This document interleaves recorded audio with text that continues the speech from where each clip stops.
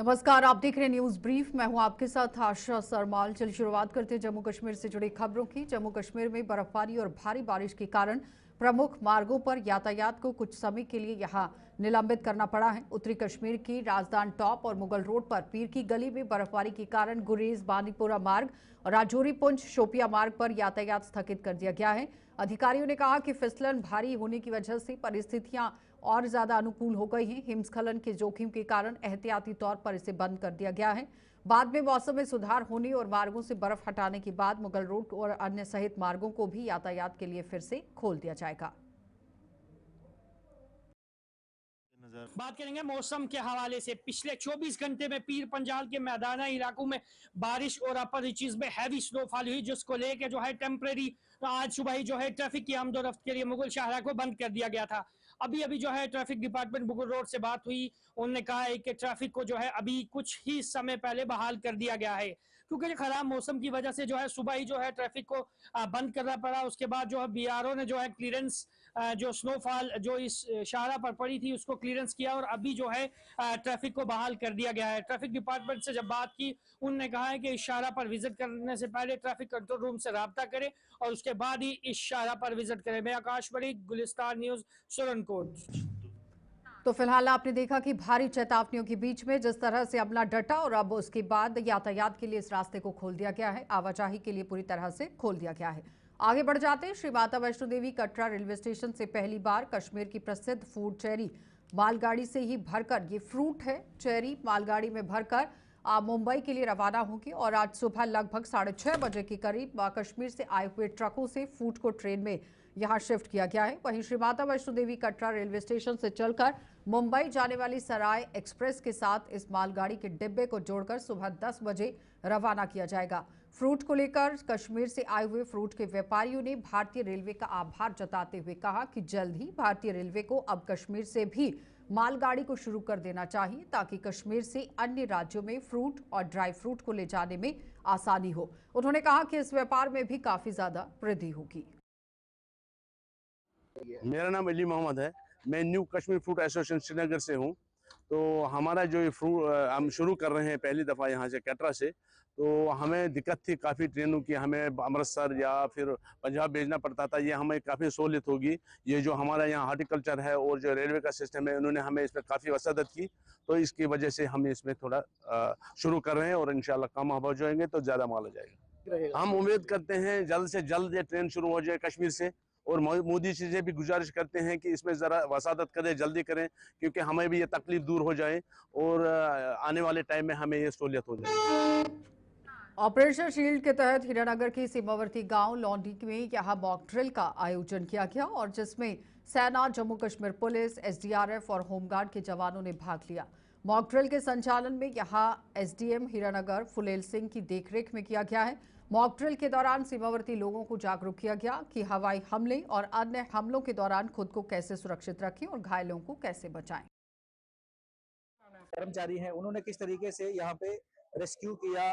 अगर कभी शेलिंग होती है, कभी कोई एक्सीडेंट होता है, कभी फायर हो जाती है, तो उस टाइम हमें किस तरीके से अपने आप को बचाना है, वो आज हमने यहाँ लोंडी के जनता को, बच्चों को, यूथ को, वॉलंटियर्स को, सबको ये बताया किस तरीके से इन्होंने फर्स्ट रिस्पॉन्डर्स बनना है।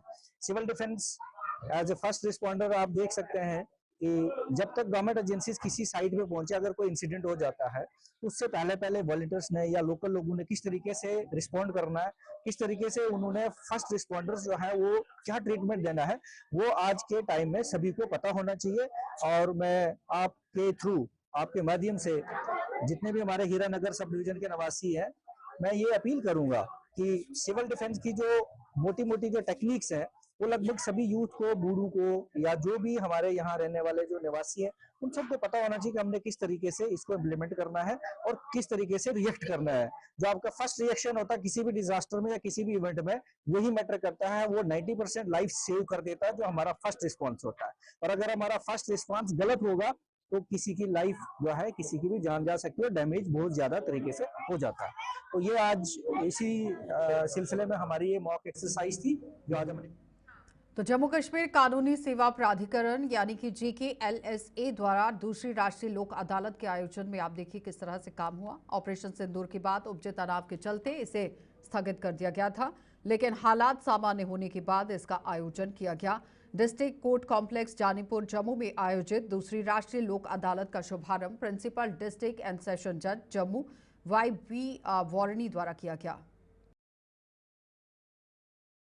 जैसा कि आप जानते हैं कि ये इस साल की सेकंड नेशनल लोक अदालत है। जो पीछे जो हालात हुए थे, लॉ एंड ऑर्डर सिचुएशन हुई थी, तो उसकी वजह से ये डेफर हो गई थी। अदरवाइज ये 12 मई को थी, तो आज के लिए फिर ये रखी गई है। लोक अदालत एक इफ़ेक्टिव टूल है alternate resolution, dispute resolution method का।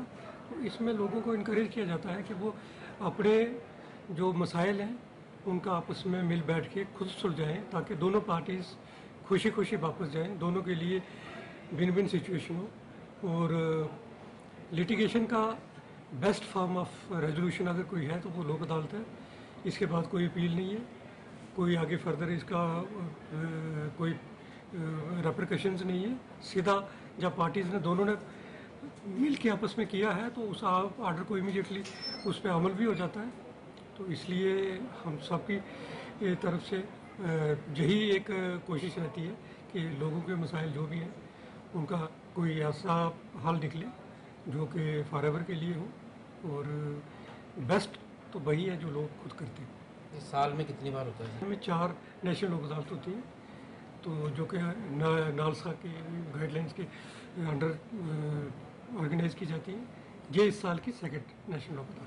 क्या मैसेज है? यही मैसेज है कि जिनके भी जहाँ कोई हमारे पास कोई मैटर्स हैं वो आएँ और अपने मैटर्स को इस तरह से इनको रिजॉल्व करवाने के लिए हमारी जो भी मदद की ज़रूरत है वो लें, हमारी सर्विसेज को यूटिलाइज़ करें और खुशी खुशी से अपने मैटर्स को रिजॉल्व करें। भाजपा विधायक विक्रम रंधावा ने जम्मू नगर निगम और निगम के अधीन काम कर रही NGO पर निशाना साधा है। भाजपा विधायक ने आरोप लगाया कि इन NGO में रोहिंग्या और बांग्लादेशी काम कर रहे हैं, जो जम्मू के लिए बड़ा खतरा है। उन्होंने कहा था कि यहाँ आप देखिए पैसों के लिए इन NGO द्वारा इन लोगों से काम कराया गया है और भाजपा ने चेतावनी दी है कि अगर जल्द ही इन लोगों को बाहर नहीं निकाला गया या इनके खिलाफ कार्रवाई नहीं हुई तो भाजपा एक आंदोलन करने को मजबूर हो जाएगी। म्युनिसिपल कॉर्पोरेशन का ये बहुत बड़ा लतूनिया है जो NGOs खड़ी कर रखी हैं, और NGO चलाने वाले जो लोग हैं उन पे भी कार्रवाई होनी चाहिए कि उन लोगों ने क्यों बांग्लादेशी रोहिंग्या को काम दिया। जब आप उनकी रोजी रोटी का साधन बन चुके हो तो वो तो जम्मू को तबाह करेंगे।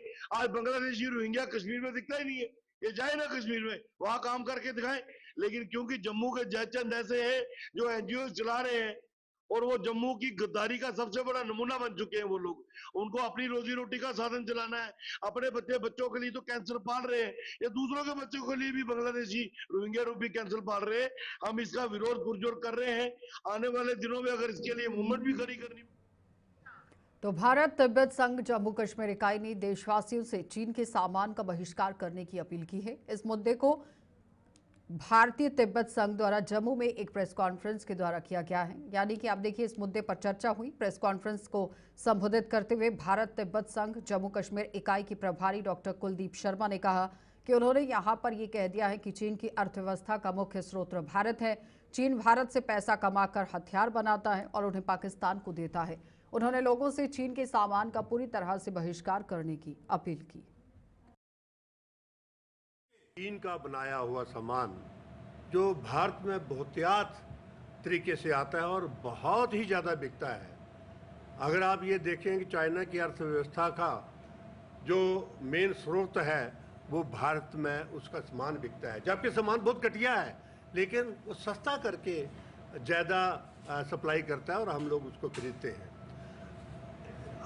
ऑपरेशन सिंदूर ने जो स्ट्राइक किया उग्रवादियों के कैंपों के ऊपर, जिसमें चाइना ने यह बयान दिया कि मैं पाकिस्तान के साथ खड़ा हूं, तो ये हमें लगा कि हम अपना पैसा किसको दे रहे हैं? चाइना को, और चाइना हमसे कमा के हथियार बना के हमें ही आंखें दिखा रहा है।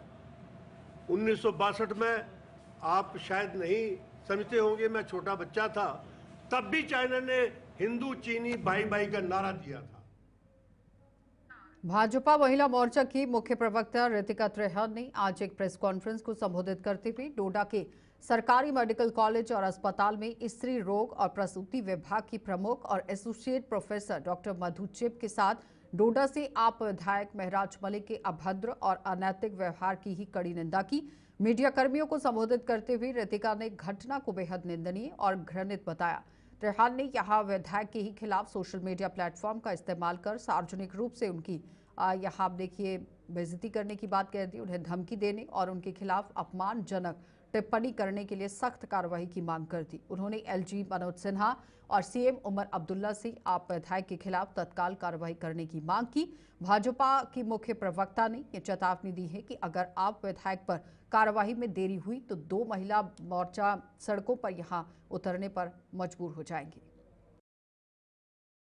प्रेस कॉन्फ्रेंस का उद्देश्य आम आदमी पार्टी के विधायक महराज मलिक द्वारा डॉक्टर मधु चिब के खिलाफ की गई अभद्र टिप्पणियों की कड़ी निंदा करना है।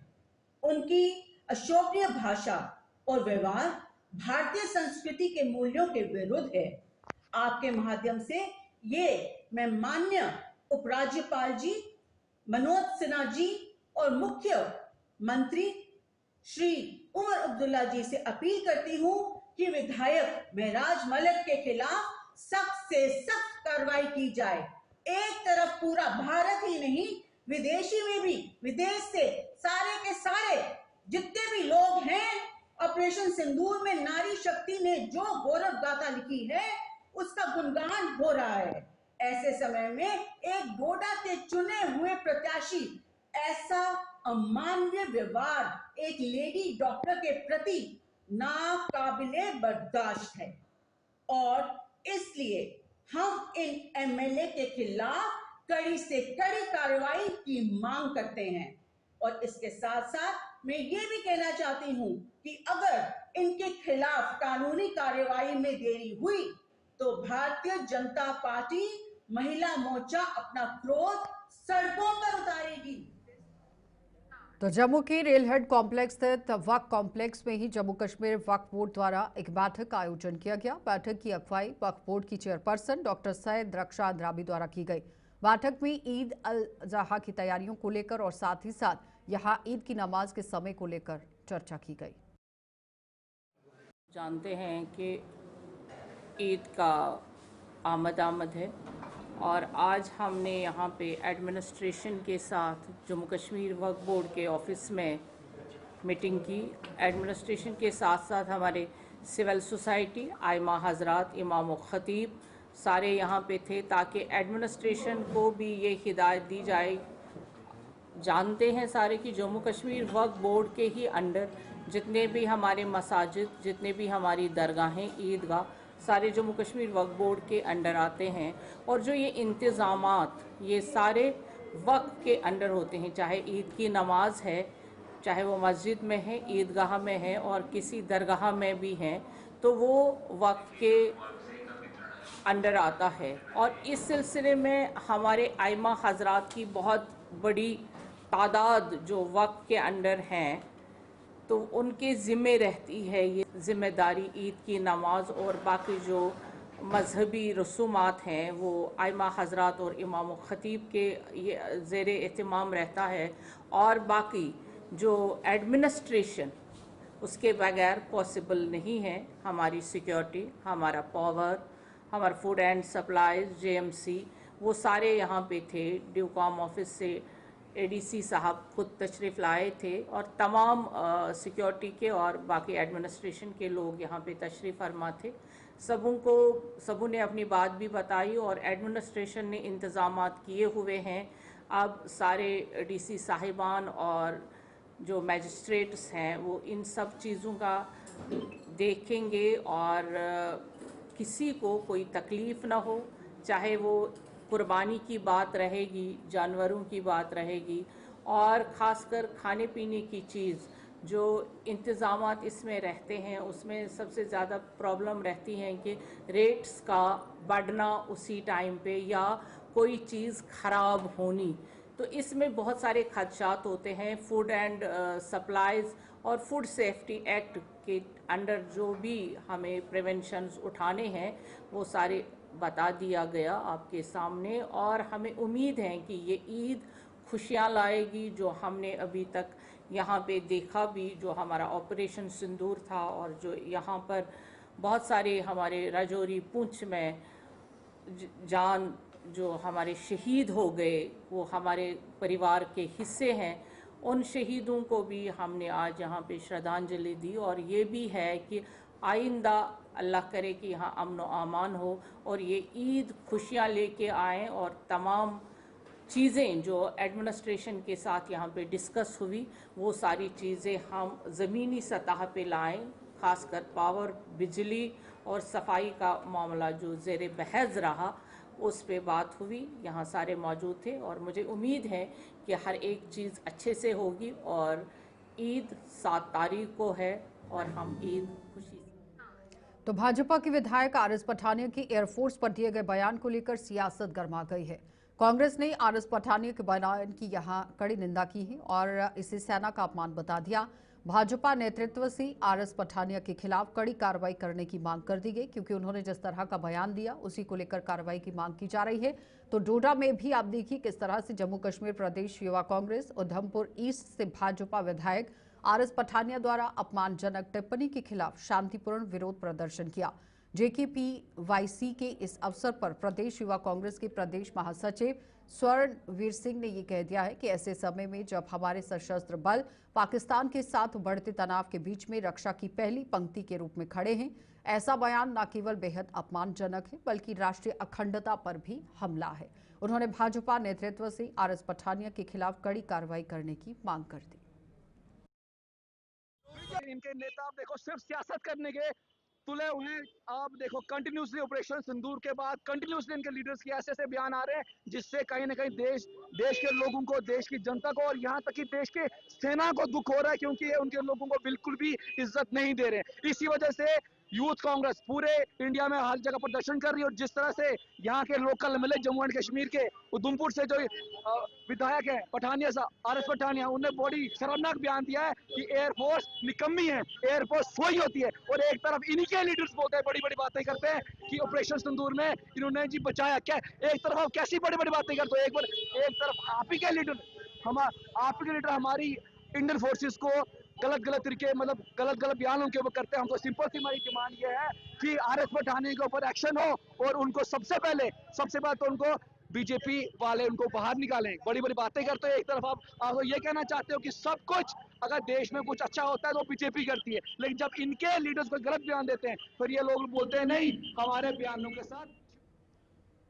पैंथर्स पार्टी के संरक्षक स्वर्गीय प्रोफेसर भीम सिंह की ही तीसरी पुण्यतिथि पर डोगरा क्रांति दल द्वारा श्रद्धांजलि कार्यक्रम का आयोजन किया गया, जिसमें डोगरा क्रांति दल के सदस्यों द्वारा उनके चित्र पर फूल मालाएं चढ़ाकर उन्हें श्रद्धांजलि अर्पित की गई। इस दौरान वक्ताओं द्वारा उनकी जीवनी और उनके द्वारा किए गए कार्यों पर भी प्रकाश डाला गया।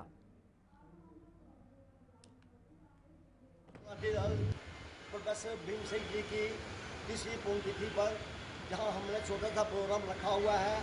प्रोफेसर भीम सिंह जी एक जानी मानी हस्ती थी हमारे हिंदुस्तान की, ताकि जम्मू कश्मीर की। उन्होंने जो उनकी कंट्रीब्यूशन हमारे देश के लिए है वो इतने अनमूल्य है कि अब हम उनको बताने जाएं तो पूरा दिन लग जाता है। प्रोफेसर भीम सिंह जी ने एक बहुत बड़ी उपलब्धि हमारे जम्मू कश्मीर को दी है। बिल नंबर 9 जब असेंबली में पास हुआ, जम्मू कश्मीर की असेंबली में सेंटर को भेजा गया, उसमें पास होने से पहले उन्होंने उसके खिलाफ सुप्रीम कोर्ट में रिट लगाकर उस बिल को बंद किया। अगर वो बिल पास होता तो जम्मू कश्मीर का नक्शा आज और ही होता।